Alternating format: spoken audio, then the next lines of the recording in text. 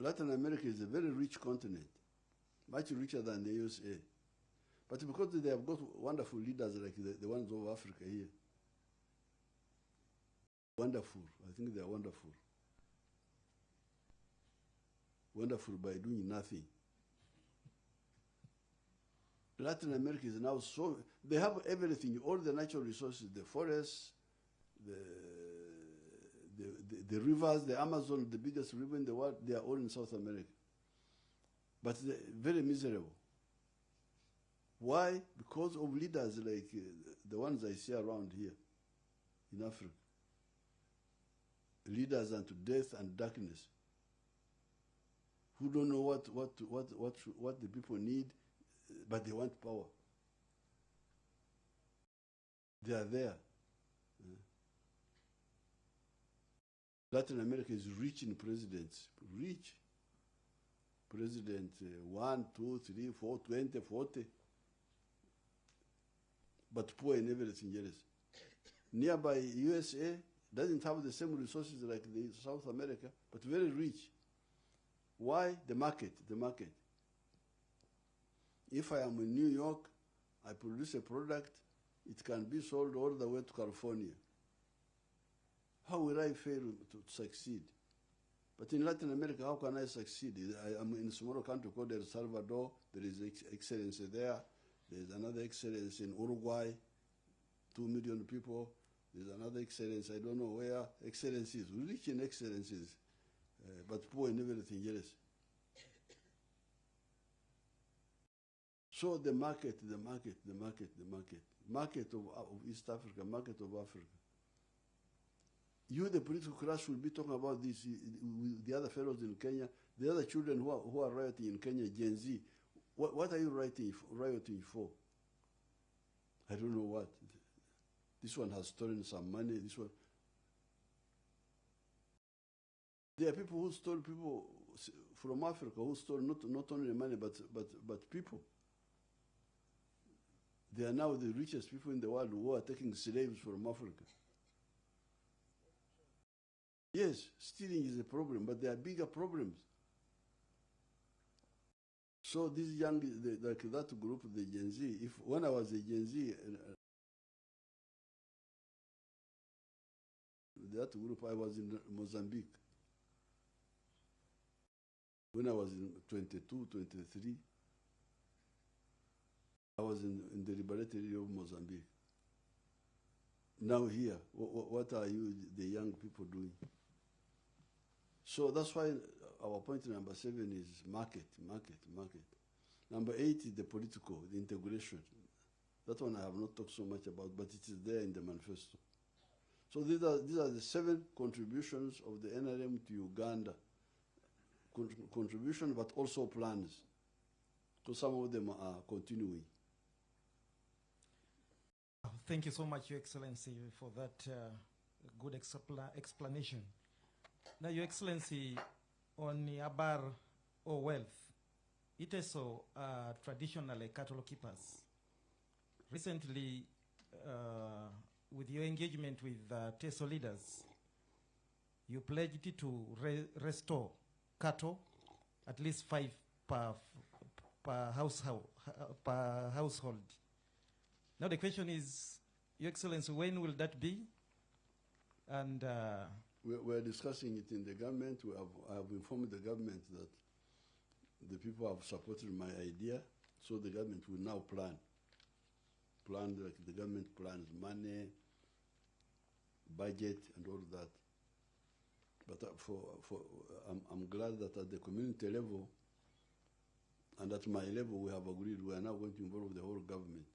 So they will plan. It will not be implemented in just one season. It may take 3-4 years, but it will be implemented.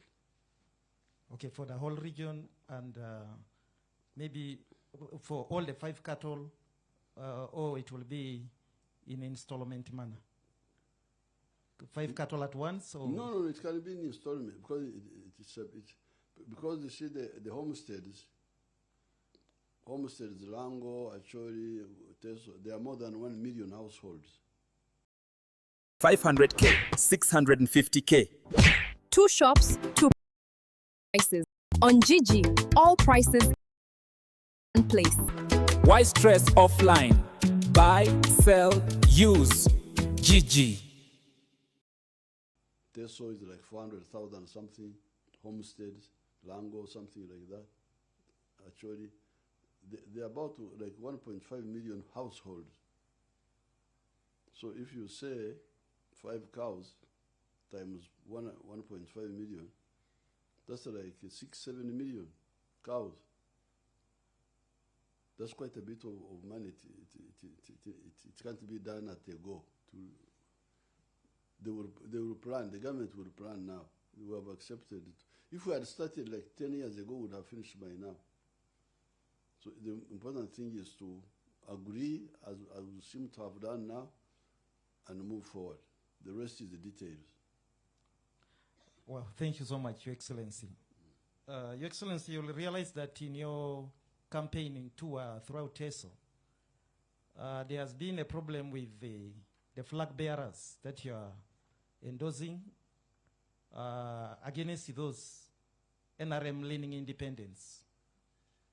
The complaint is from the flag bearers who seem to fear that if the independents are not maybe barred from contesting, they will divide the votes and the NRM party will lose to opposition. So what is your position to the flag bearers against the NRM leaning independence? Now, constitutionally, you cannot bar somebody who wants to be independent. We discussed it in the CA, but we decided not to say that if you take part in the primaries of a party, you are barred from contesting as an independent. So they can contest constitutionally. You can't stop them. But politically, I have guided them 2 ways. Number one, if you are candidates of the NRM, the one who is an independent and the one the flag bearer, and is an opposition person, are you not contributing to the NRM losing that constituency? If you do that, remember you will be condemned forever politically. We shall know that you are the one who caused us to lose, because this is what happened in some of the areas, like in Buganda. We lost like 21 seats because of that. Even Kasese, when Dr. Kionga and another one, when they lost the constituency, it was because of that. So, politically, it is very damaging for you to be involved in that, in causing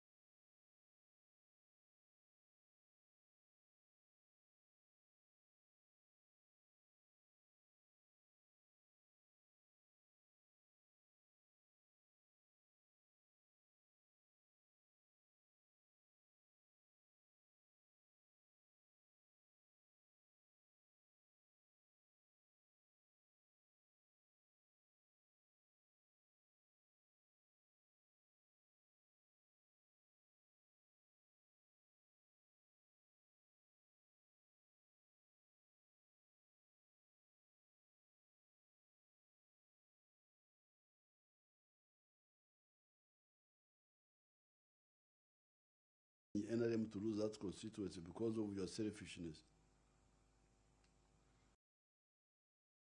Not being like Solomon, how he solved the problem of those women who were fighting for the child. Solomon said, let's divide the child, cut the child into two. The one who was not the mother said, yes, this is fair.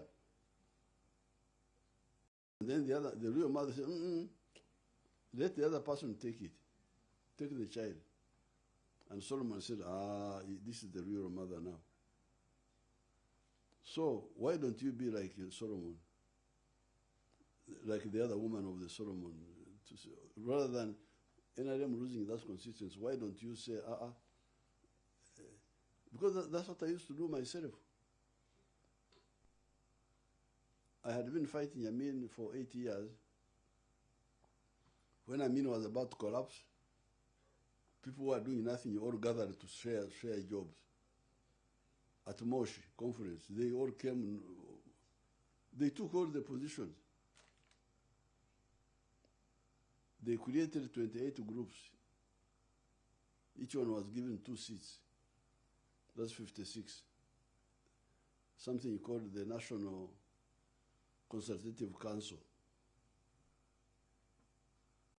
I don't remember who was representing this area at that time. Trying to remember those. There were people like the Attorney General of UPC. What was his name? It was a Mteso man.